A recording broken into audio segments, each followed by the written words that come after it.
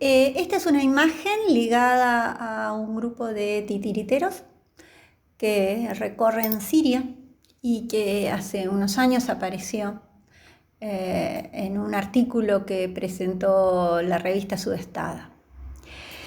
Y quería leerles cuando plantea justamente el arte avanza entonces como un Dios salvador que trae bálsamo saludable.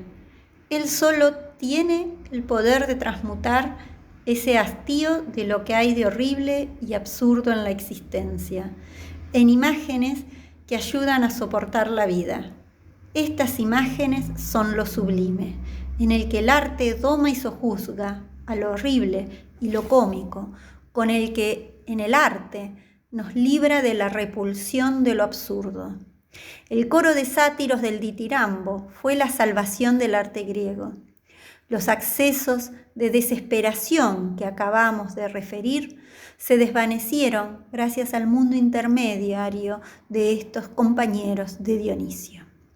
Es un fragmento de la obra que nosotros estamos trabajando y vamos a desarrollar, que es una de las primeras obras, una de las pocas obras que escribe Federico Nietzsche en prosa. Saben que la mayor cantidad de sus escritos y de allí la complejidad de sus escritos han sido en aforismo.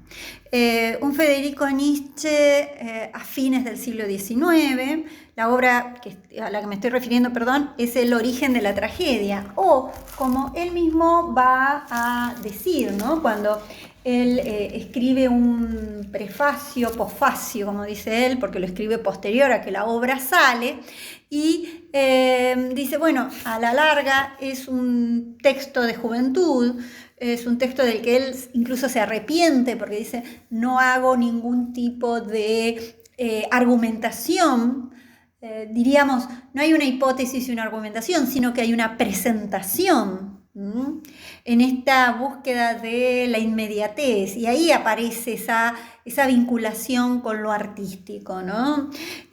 Cuando dice, justamente él dice, bueno, esta obra la podríamos llamar el origen de la tragedia, del espíritu de la música, de la música y la tragedia.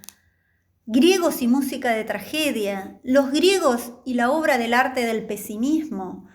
¿Cómo es eso? Los griegos, la raza más discreta, la raza más bella, la más justamente envidiada, la mejor avenida en la vida, precisamente ellos tuvieron necesidad de la tragedia, más aún del arte. ¿Y por qué? Y esta es la pregunta que él va a tratar de responderse. ¿Por qué los griegos, que eran vistos en su contemporaneidad como un modelo, como el modelo de lo clásico, el modelo de la serenidad, el modelo del optimismo? Pensemos en las lecturas sobre lo clásico, en especial, que va a ser toda la visión y la construcción de ese discurso de lo clásico que hace Winckelmann,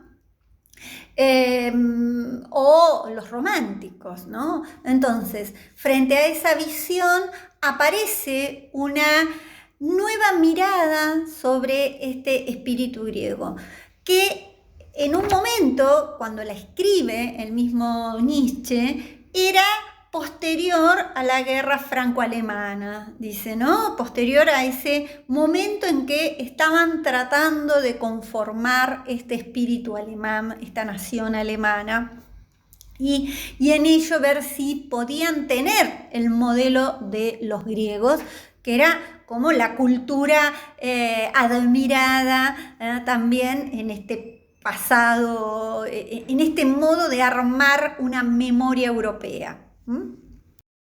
Entonces, esta obra hay que leerla porque es una manera de comprender una visión trágica del mundo, que es lo que va a plantear Nietzsche, y que se opone tanto a las visiones dialécticas Él ubica como uno de los enemigos a los que va a atacar en el texto, es al Sócrates, no al Sócrates platónico, sino más bien al Sócrates de las obras de teatro. Dice, esa dialéctica socrática mata la tragedia por primera vez. Por otro lado, la segunda muerte la ubica ligada al cristianismo. ¿No? Y este pensar lo trágico, ¿no?, como una necesidad de poder revisar esta vuelta a ese mundo de la antigüedad. Es muy interesante, incluso esta idea, hay que pensar en cómo eran los dioses, ¿no? No eran dioses morales, no eran dioses, sino eran dioses que tenían las mismas pasiones, eran dioses, y aquí es la famosa frase que más adelante en Zaratustra va a seguir desarrollando, ¿no? Cuando dice: alguna vez he jugado a los dados con los dioses en la divina mesa de la tierra, de manera que la tierra temblaba y se rompía y lanzaba ríos de llamas. Porque la tierra es una mesa divina, temblorosa, por nuevas palabras creadoras y por un ruido de dados divinos. Oh cielo que me cubres, cielo alto y puro, esta es para mí ahora tu pureza, que no existe eterna araña y tela de araña de la razón, que seas un suelo en el que danzan los azares divinos, que seas una mesa divina para los dados y los jugadores divinos, ¿no? Esta idea de dioses que juegan a los dados, esta idea de azar. Es interesante también para hablar de, si estamos todos los días siendo conscientes de nuestra existencia como una existencia que está librada a ese azar, nuestra existencia se vuelve sumamente angustiosa, ¿no? Angustiosa no es una palabra nietzscheana. Entonces, ¿cómo sobrevivir a ese? Dos dioses se enojan y uno, por hacerle daño al otro, destruye el planeta, ¿no?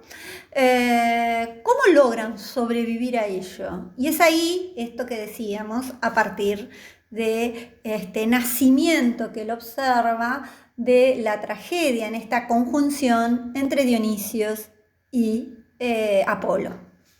Lo que les voy a recomendar entonces es la lectura del texto. Vamos a prestarle atención a la figura de Dionisio, porque lo que él va a remitirnos justamente es a esta idea de estos dos arquetipos, y cómo los va a ir pensando y cómo se van a ir conjugando. Pero siempre recordemos esta visión estética que él va a tener, esta visión de la inmediatez, esta visión de una voluntad de sobrevivir, es decir, ¿cómo supero ese dolor? ¿Cómo supero ese pesimismo? Entonces, la figura que él modifica es la figura de cómo se veía esa Grecia a la que se remitía como ejemplo, ¿no? Entonces, eso es muy interesante. Y por el otro lado, cómo recupera este rol del artista y de nosotros como sujetos de obras de arte. Incluso este término de velo de Maya, que es un término que utiliza Schopenhauer, ¿no? Es decir, un Nietzsche que no necesita, como habíamos dicho anteriormente, argumentar, sino que está presentando.